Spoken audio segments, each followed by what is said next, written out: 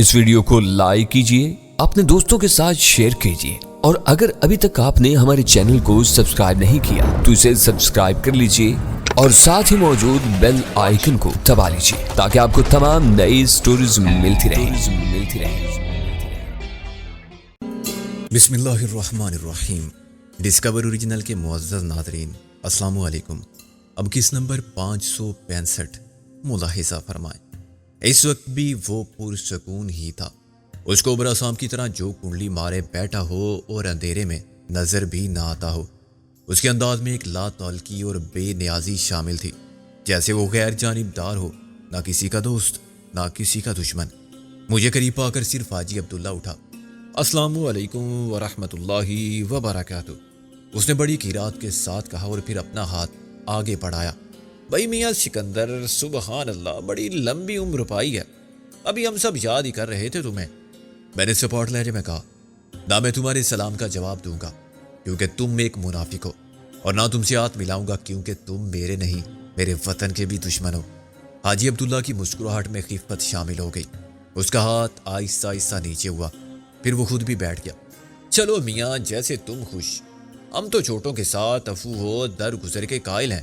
اس نے ڈھٹائی سے کہا، حدیث نبوی ہے۔ میں نے کہا، دیکھو خاجی، میں یہاں تم سے درس قرآن لینے اور احادیث سننے کے لیے نہیں آیا ہوں۔ میرے سامنے اتنی بے غیرتی کے ساتھ اپنے باجی پن کو مت اچھالو۔ اب دلاور نے کہا، چھوڑو یار حاجی، تو بے موقع کرتا ہے ہر بات۔ چلو اپنے سکندر صاحب، آپ بھی خیر سے ذرا ٹھنڈے ہو جاؤ اور بیٹھو ادھر۔ بیٹھنے سے پہلے میں جاننا چاہتا ہوں کہ مجھے یہاں کس حیثیت میں لایا گیا ہے۔ اگر مجھے اس بین الاقوامی مجرموں کی عدالت میں مجرم بنا کر پیش کیا گیا ہے تو دلاور تن سے مسکرایا، ہو یار، کس نے کہا ہے کہ تم مجرم ہو؟ بس تمہارا بھی مسئلہ یہی ہے کہ ایک دم ڈائلاگ بولنے لگتے ہو بڑے بڑے۔ دوست کہنے پر تم خفا ہیں جی، مہمان تم بنو گے نہیں۔ شاید پانی کا ایک گھونٹ بھی نہیں پیو گے اپنے دشمن کے گھر میں۔ نہ پیو جی، پر بیٹھو تو صحیح، کوئی گل بات ایسے تو نہیں ہو سکتی نا۔ میں دو میں سے خالی صوفے پر بیٹھ گیا۔ کوئی بھی بات کرنے سے پہلے مجھے یہ بتا دیا جائے کہ میرے دوسرے ساتھی کہاں ہیں۔ تریونی پھٹ پڑا، بکواس بند کرو۔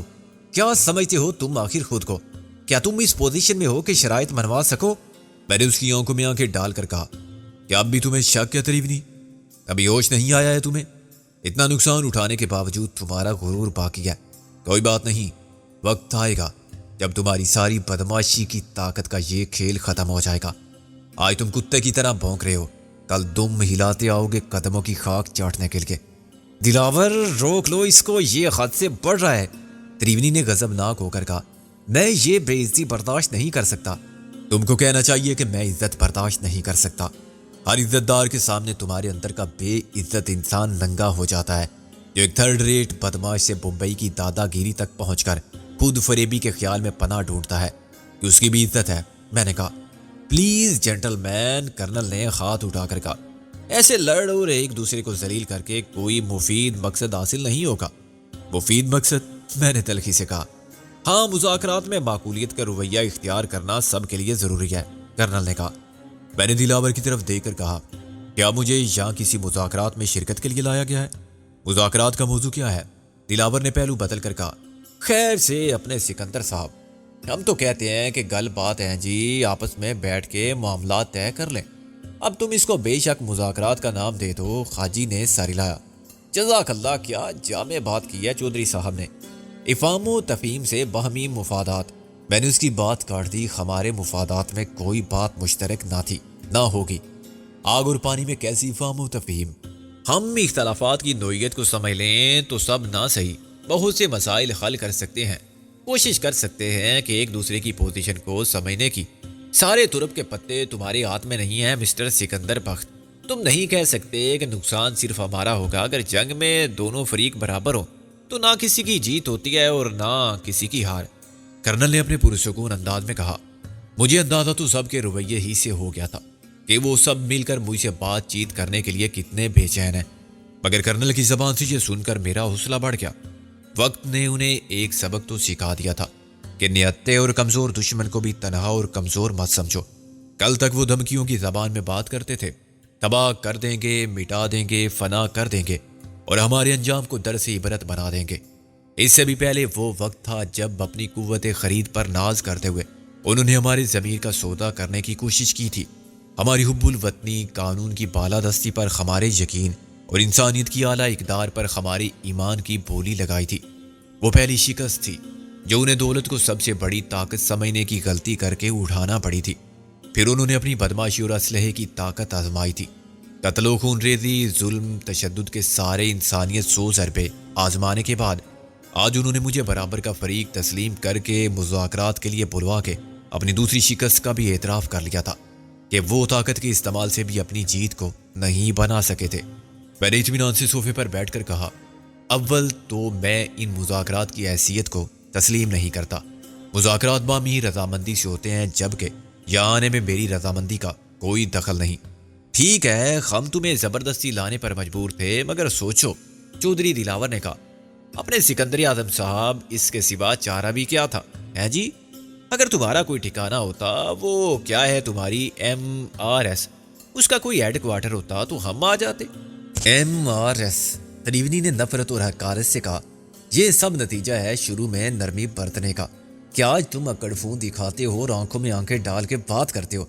سرحد کے اس پار سے تمہاری دہشت گردی کا دائرہ یہاں تک پھیل گیا ہے اور تمہارے جنونی حمایتی ہر جگہ پیدا ہو گئے ہیں۔ میں نے جانتے بوجھتے اپنے لہجے میں فرونیت کا غرور پیدا کرتے ہوئے کہا، ہاں تریونی، اب پچھتانے سے کچھ نہیں ہو سکتا۔ اب تو ڈرو وقت سے کہ جو آنے والا ہے MRS اب کوئی معمولی قوت نہیں رہی۔ ہم تمہارے مضبوط سے مضبوط قلعے کی اینٹ سے اینٹ بچا سکتے ہیں۔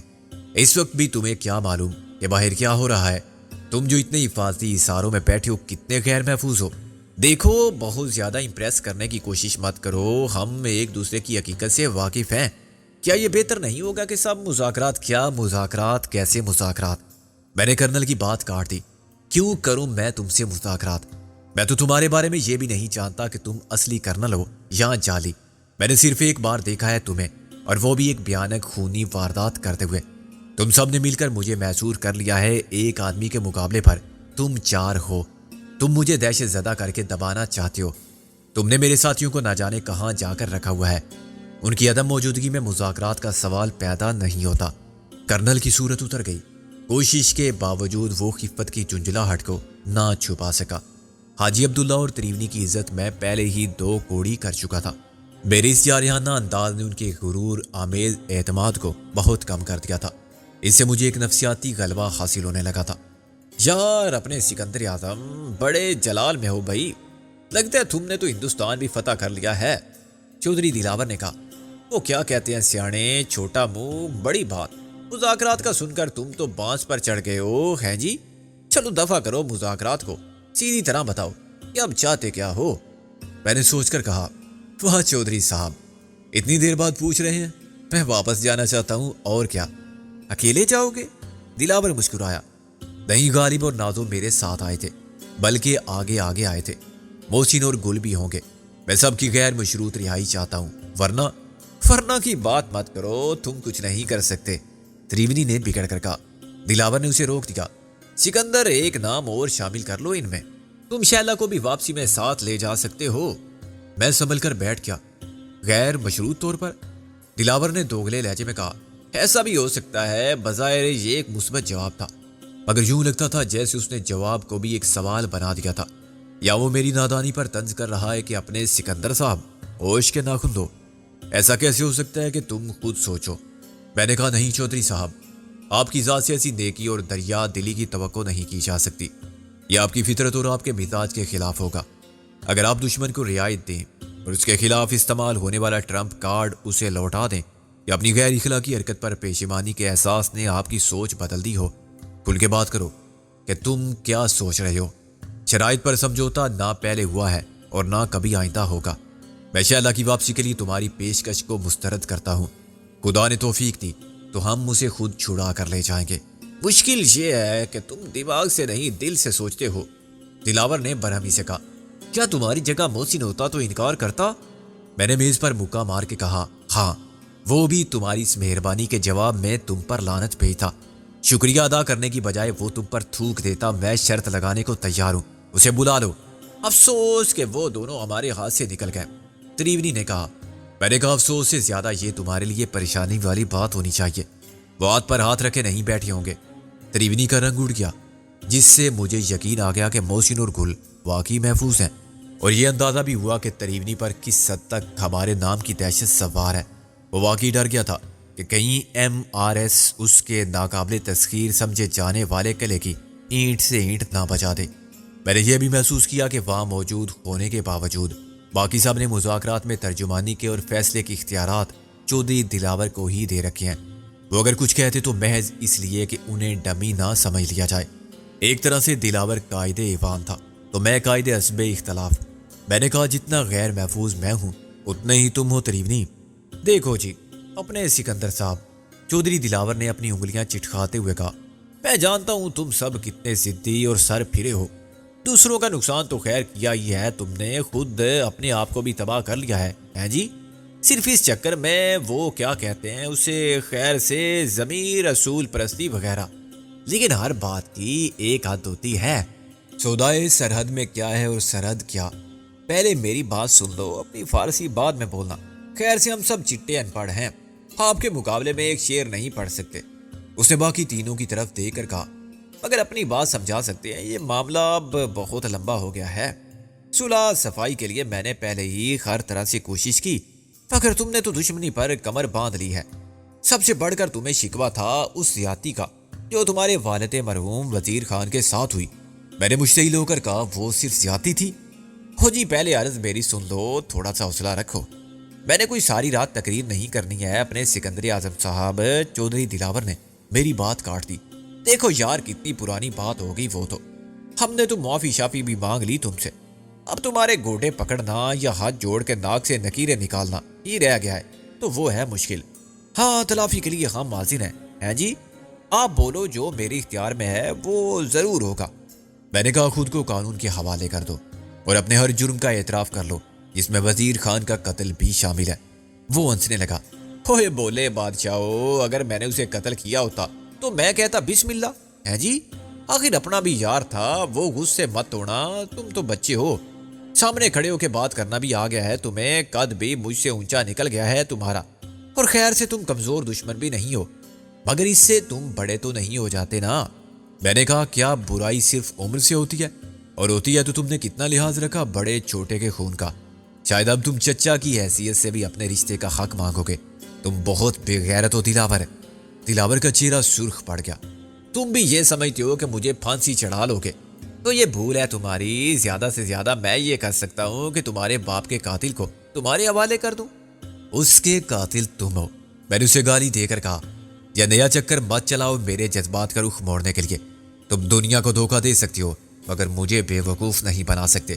خدا کی قسم سکندر، میں نے اسے قتل نہیں کیا تھا۔ بکواس بند کرو، تم اس جرم میں برابر کے شریک تھے۔ خنجر اٹھانے والا ہاتھ کسی کا بھی ہو، جو اس ہاتھ میں خنجر دیتا ہے، جو حالات پیدا کرتا ہے، سازش کرتا ہے اور فرمان صادر کرتا ہے، اصل قاتل تو وہی ہوتا ہے۔ حکم کی تعمیل کرنے والا مجبوری کا عذر پیش کر سکتا ہے، مگر تم اس دلیل کی آڑ بھی نہیں لے سکتے کہ خدا نے سب کو عقل دی ہے۔ جس نے بھی جرم کیا وہ مجبور نہیں، مختار تھا۔ اس نے نتائج کو سمجھتے ہوئے اپنی مرضی سے سودا کیا تھا۔ دلاور نے ہاتھ اٹھا کر کہا، ابھی میری بات ختم نہیں ہوئی تھی، تم کو منظور نہیں تو نہ صحیح۔ میں تو سمجھا تھا تم اپنے باپ کے قاتل کو خود سزا دینا چاہتے ہو۔ دنیا کی کسی عدالت میں تم اسے مجرم ثابت تو کر نہیں سکتے، لیکن تم بھی جانتے ہو اور میں بھی تسلیم کرتا ہوں کہ وزیر خان کو پیڈرو نے قتل کیا تھا۔ وہ خود بھی تمہارے سامنے اعتراف کرے گا اپنے جرم کا اور خود کو تمہارے حوالے کر دے گا۔ اس کی عیاری مکاری کا احمقانہ کھیل مسلسل میرے اشتعال میں اضافہ کر رہا تھا۔ آخر بات کیا ہے؟ کیا غلطی کی ہے پیڈرو نے کہ تم اسے میرے ہاتھوں سزائے موت دلوانے پر تل گئے ہو؟ اتنی فرما برداری سے تمہارے لیے جان دینے والا تو پیڈرو بھی نہیں ہے۔ کس مجبوری کے شکنجے میں کسا ہے تم نے کہ وہ میرے سامنے گردن جھکا کے اعتراف جرم کرنے کے لیے تیار ہو گیا؟ میں نے تلخی سے کہا کہ اور بات کرو دلاور، یہ ڈرامہ نہیں چلے گا۔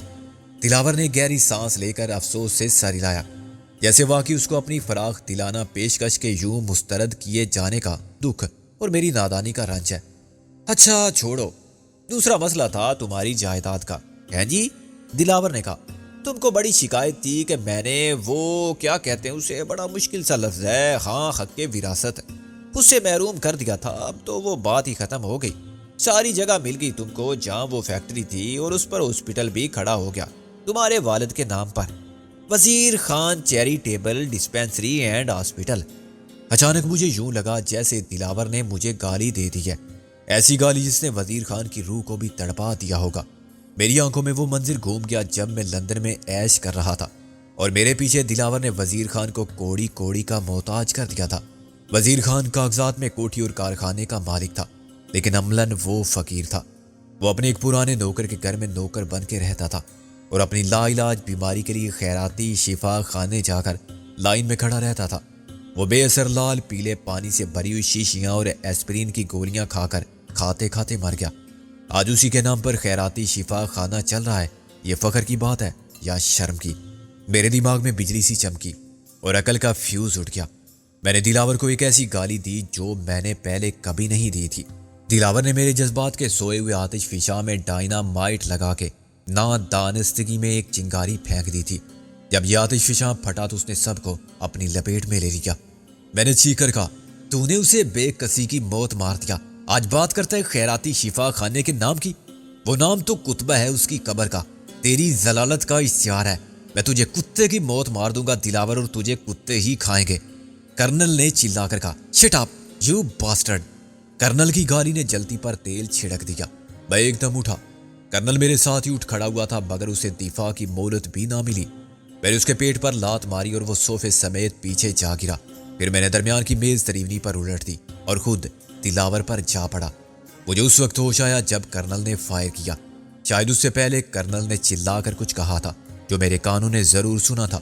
عین وقت پر میں نے دلاور کو چھوڑ دیا، ورنہ میں اس کا گلا دبائے رکھتا تو کرنل کی گولی مجھے آ لیتی۔ میں نے الٹی کلا بازی کھائی اور پھر اپنے پیروں پر کھڑا ہو گیا۔ پورا من مذاکرات کی ایسی تیسی ہو گئی تھی۔ تریونی کے چلاتے ہی ایک ساتھ 4 محافظ دوڑتے ہوئے آ گئے تھے۔ ان سب کے ہاتھوں میں خود کار رائفلیں تھیں۔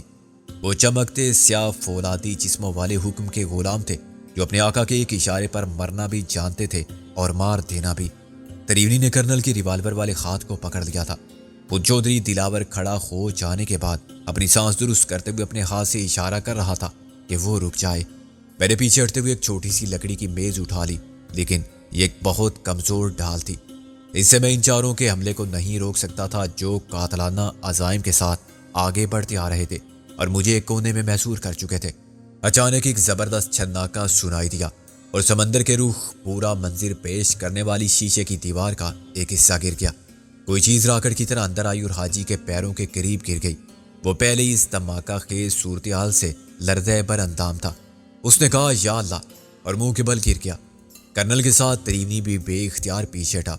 پھر کرنل نے بھی صورتحال کی سنگینی کا اندازہ کرتے ہوئے سب کو چلا کر منہ کے بل فرش پر لیٹ جانے کے لیے کہا۔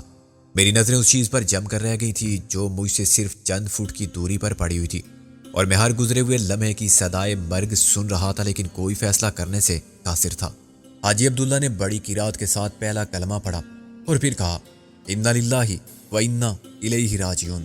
ایک لمحے کے لیے وہ بھی بدحواس ہو گئے جو چاروں طرف سے مجھے گھیر چکے تھے۔ انہوں نے دہشت زدہ نظروں سے پہلے درمیان میں گرنے والی چیز کو دیکھا اور پھر ان سب کو جو زمین پوش ہو چکے تھے۔ انہوں نے کرنل کا حکم سنا، پھر حاجی کی آواز سنی جو آخری وقت میں خدا کو یاد کر رہا تھا۔ ایک لاشعوری خوف نے انہیں بھی یقین دلا دیا کہ کسی نے دستی بم اندر پھینک دیا ہے۔ صورتحال کی موسیقی خیزی مجھ پر واضح ہو چکی تھی۔ وہ نہ دستی بم تھا اور نہ دھماکے سے پھٹنے والی کوئی چیز تھی۔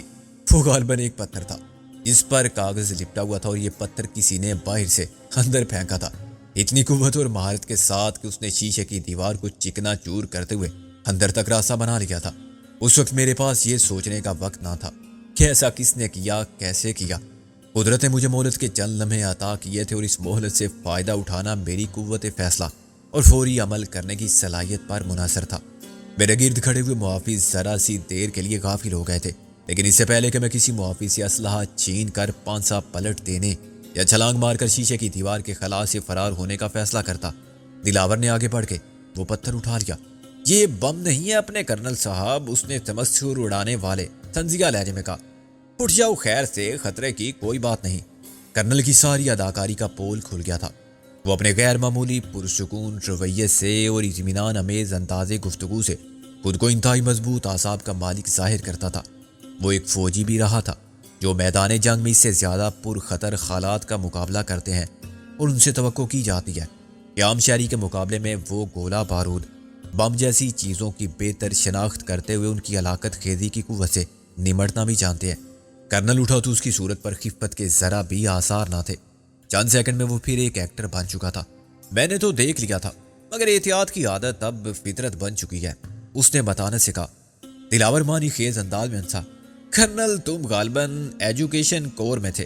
کرنل نے اسی بتانے سے کہا، ہاں، جتنا عرصہ تم نے فوج کی ملازمت میں گزارا شاید اسی دوران میں کوئی جنگ بھی نہیں ہوئی تھی۔ کرنل نے اس سے نظر ملائے بغیر کہا، میں 1964 میں ریٹائرمنٹ لے چکا تھا، ورنہ کیا، تم کلاس روم سے میدان جنگ میں پہنچ جاتے اور کشتوں کے پشتے لگا دیتے، توپوں کے گولے دستی بم تو چٹکی میں دبا کے ادھر ادھر پھینک دیتے۔ کرنل نے ایک سگریٹ سلگا کے سر کو پر حقارت انداز میں جھٹکا، جیسے اس طرح مذاق اڑانے سے خود دلاور کا ذہنی دیوالیہ پن ظاہر ہوتا ہے، اس کی حیثیت متاثر نہیں ہوتی۔ اب تریونی بھی پھر صوفے پر بیٹھ چکا تھا اور حاجی عبداللہ بھی کندھے پر پڑے ہوئے رومال سے منہ صاف کرتے ہوئے شرمندگی کی گرد صاف کرتا نظر آ رہا تھا۔ ماشاء اللہ سے اپنے حاجی صاحب چودھری دلاور نے پھر بیٹھتے ہوئے کہا، آج تو کلمہ بھی پڑھ لیا تھا آپ نے، مگر بچ گئے، کبھی وقت سچ مچ آ گیا تو بس میاں، بہت ہو چکا مذاق۔ حاجی نے ڈٹھائی سے ہنستے ہوئے کہا، تم بھی نام کے دلاور ہو، ہم جانتے ہیں۔ تریونی نے جھنجھلا کر کہا، فضول باتیں کرنے کی بجائے دیکھو یہ کیا ہے، اس کا پیغام ہے۔ پیغام ہونا ضروری ہے؟ دلاور نے پتھر کے اوپر سے کاغذ اتارتے ہوئے کہا، کچھ اور نہیں ہو سکتا؟ اور کیا اس طرح کسی نے مٹھائی بیچی ہوگی؟ تریونی بولا، افسوس کسی نے باہر دیکھنے کی زحمت نہیں کی۔ حاجی نے کہا، اس کا کوئی فائدہ نہیں۔ کرنل نے فیصلہ کن لہجے میں کہا، پتہ تو چلے یہ حرکت کس کی تھی؟ جس نے یہ حرکت کی وہ سامنے پوز بنا کر نہیں کھڑا رہے گا، اطمینان سے دیکھ لو، تصویر اتار لو یا گولی مار دو۔ کرنل بولا، میں ایک کونے میں کھڑا ہوا تھا اور چاروں حکم کے غلام مجھ سے 5 فٹ دور ایک نیم دائرے میں مجھ پر ٹوٹ پڑنے کے لیے تیار تھے۔ اشتعال کی وہ لہر گزر چکی تھی جس نے مجھے پاگل کر دیا تھا، اور ایک بار پھر میری سوچنے سمجھنے کی صلاحیت لوٹ آئی تھی۔ وہ وقت بھی گزر چکا تھا جب میں صورت حالات کو اپنے حق میں کر سکتا تھا۔ اب میں واقعی کسی عدالت میں پیش کیے جانے والے مجرم کی طرح تھا، لیکن مجھے سزا دینے کا اختیار رکھنے والے میری موجودگی کو نظر انداز کیے بیٹھے تھے۔ دلاور نے پتھر پر لپٹے ہوئے کاغذ کو غور سے دیکھا۔ غیر ارادی طور پر اس کا ایک ہاتھ کاغذ کی شکنوں کو دور کرنے میں مصروف رہا، پھر اس نے وہ کاغذ تریونی کی طرف بڑھا دیا۔ میں نے صورت کے تاثرات کا مشاہدہ کرتے ہوئے پیغام کی نوعیت کو سمجھنے کی کوشش کی، مگر دلاور کا چہرہ ہمیشہ کی طرح جذبات سے عاری رہا۔ البتہ تریونی کا رنگ بدلتا دیکھ کر میرا حوصلہ بڑھا۔ میرے اس خیال نے یقین کی صورت اختیار کر لی کہ یہ پہلا پتھر MRS کی طرف سے ایک الٹیمیٹم ہوگا کہ ہمارے دوستوں کو چھوڑ دو، ورنہ بد سے بدتر کے لیے تیار رہو۔ تریونی نے کہا تھا کہ گل اور محسن ان کے ہاتھ نہیں آئے۔ اگر یہ بات سچ نہ ہو تب بھی منو میاں اینڈ کمپنی سے توقعات وابستہ کی جا سکتی تھی۔ سین اور شین فتنہ ساماں ہے، بظاہر تو امید نہیں کسی کو ہمارے اغوا کر کے یہاں لائے جانے کی خبر بھی ہو، مگر اللہ کار ساز ہے، کیا پتہ سین شین یا گل اور محسن میں سے کسی نے دور سے کچھ دیکھ لیا ہو۔ وہ کاغذ حاجی کے ہاتھوں سے گزر کر اب کرنل کے پاس پہنچ چکا تھا، اور دلاور کے سوا سب ہی تشویش میں مبتلا نظر آتے تھے۔ دلاور ایک ہاتھ میں پتھر کو تولتے ہوئے کسی سوچ میں ڈوبا ہوا تھا۔ اچانک اس کا ہاتھ گھوما اور اس نے بڑی تیزی سے پلٹ کر وہ پتھر مجھ پر کھینچ مارا۔